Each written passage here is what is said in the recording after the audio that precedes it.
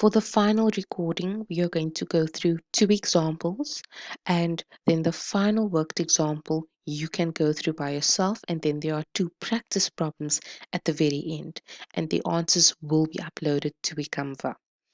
So you need to use matrix inversion to solve for the unknowns price and quantity. So firstly, you have your demand and supply equations, and they are written such that your price is lined up, this variable is lined up, your quantity is lined up, and on the right hand side, you have your constants. So it is very important that if it's not written in this manner, that you rearrange these equations such that you have your variables on the left hand side and the right hand side you just have the constants. But here you line up your unknowns as well. So just be careful when you rearrange that you don't make mistakes with signs, especially if you're taking things over the equal to sign. So now that it is in this form, we need to express it as AK. So A is that matrix with the coefficients times K. K is the vector with your unknowns, is equal to B, and B is the right hand side with those constants. So therefore, matrix A is going to be a 2 by 2 matrix, 2 rows by 2 columns, and it has all the coefficients. So here the coefficients of these variables are P has a coefficient of 1, Q has a coefficient of plus 2, P has a coefficient of 1, Q has a coefficient of minus 2.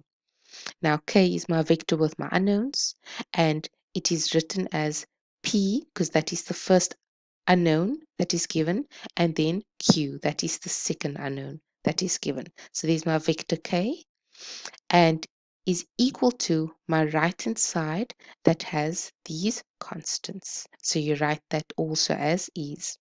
The next step is to determine the determinant. Remember, this is the notation for your determinant, and it is given by saying A multiplied by D minus B multiplied by C. So that gives you your determinant AD minus BC. So if I look over here for my matrix A, I have 1 multiplied by minus 2 minus 2 multiplied by 1. And your answer is minus 4. So it is not equal to 0. Therefore, your inverse does exist. So now we can go ahead and get our inverse. So that's my sign or my notation for my inverse. And it is 1 over the determinant, which you just determined to be minus 4. And then here you rearrange this matrix A by swapping A and D's place and changing the signs of B and C.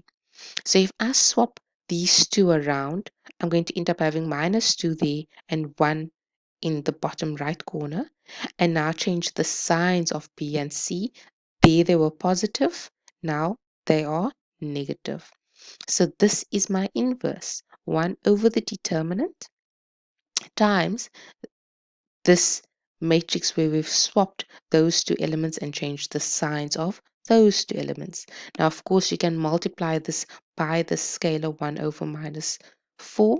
So therefore, you're going to multiply the scalar by each element. So minus 2 times minus a quarter is going to give you positive a half. And again, minus 2 times minus a quarter, negative and negative is positive. 2 times a quarter is a half.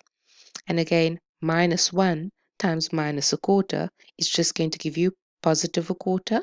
And here we've got a positive and a negative, hence the negative remains. And 1 times a quarter is just a quarter or 0.25. So that is your inverse.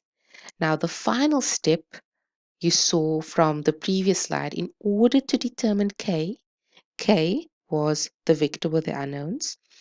You take your inverse and you multiply it by B, which is the right hand side. So there's your inverse that we just got. We're going to multiply it by right hand side.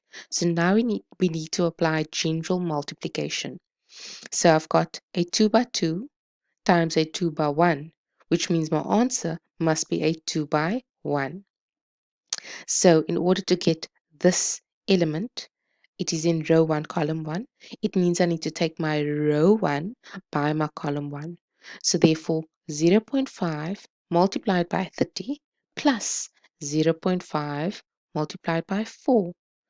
That is going to give me an answer of 17, because 0.5 times 30 is 15 plus 0.5 times 4 is 2. 15 plus 2 is 17. And this element is in row 2, column 1. So now you take your second row, always go rows first, second row by your first column, and you're going to go by the corresponding element. So your first element here times the first element there, and then your next element times the next one. So 0.25 times 30, which I have over there, plus minus 0.25 times 4. Now, it is always very important that you are careful and meticulous with your signs.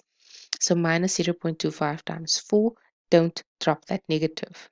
So therefore, 0.25 times 30 is going to give you 7.5 if I'm correct, plus this is going to give you minus 1. So 7.5 minus 1 is 6.5. So therefore, if you have a look at the arrangement, how it is written, P is on top, Q is the variable at the bottom. So therefore, P is equal to 17 and Q is equal to 6.5. And there you have solved for your unknowns using 2 by 2 matrix inversion. Let's look at one more example. Again, you have your demand and supply. So it doesn't always have to be demand and supply. I could say determine your interest rate and output level for an ISLM function, for instance. So, well, in this case, we still have demand and supply. And again, the functions are given such that price and quantity line up. And on the right hand side, you have those constants. So express it in the form A times K is equal to B. So A is going to be your coefficient. So therefore, in front of P, you have a 1. Then the coefficient of Q is 0.005. Then for P, the coefficient is 1 again. And now the coefficient here is minus 0.005 in front of Q. Then your vector with your unknowns is price and then quantity. And on the right hand side, you have your constants. So, firstly, after you've done that step, get your determinant. And that is by saying the product of AD minus the product of BC. So, A times D minus B times C. So, 1 times negative 0.005 minus 1 times 0.005, and you're going to get an answer of negative 0.01, and that's not equal to 0. So therefore your inverse does exist, and your inverse is going to be 1 over the determinant, and then swap these two around and change the signs of B and C. So 1 over the determinant, and now you can see we've swapped these two around from what they were in the original coefficient matrix, and we're going to change these two signs so the signs become negative here. Now you can multiply each one of these elements by the scalar, and by doing so you are going to get your inverse. So therefore you have your inverse, and in order to determine k now, k, which is the vector with your unknowns, is given by the inverse, which you have over there, multiplied by vector b, which is this vector with the constants. So you have your inverse times the vector with the constants, and now you apply your general multiplication. So again, you've got a 2 by 2 and you've got a 2 by 1. So therefore, your answer will be 2 by 1, 2 rows by 1 column. So I'm going to take my first row and I'm going to multiply it by this column. So 0.5 times 55 plus 0.5 times 15. Remember, corresponding elements. First element, next element, the next one. So therefore, I'm going to get 35. Now this element over here is in my second row, but my first column. So take your second row, and here you only have one column. It's your first column. So therefore, 100 times 55 plus negative 100 times 15. And that's this portion over here. And you're going to get an answer of 4,000. So therefore, price is equal to 35 because that is the first unknown, and quantity is 4,000. That is the second unknown. And there you solved for price and quantity.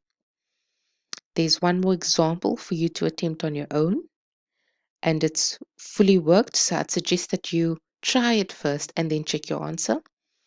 And then here we have two more examples, and just the answers are uploaded to a Canva. And that concludes the work for week 9.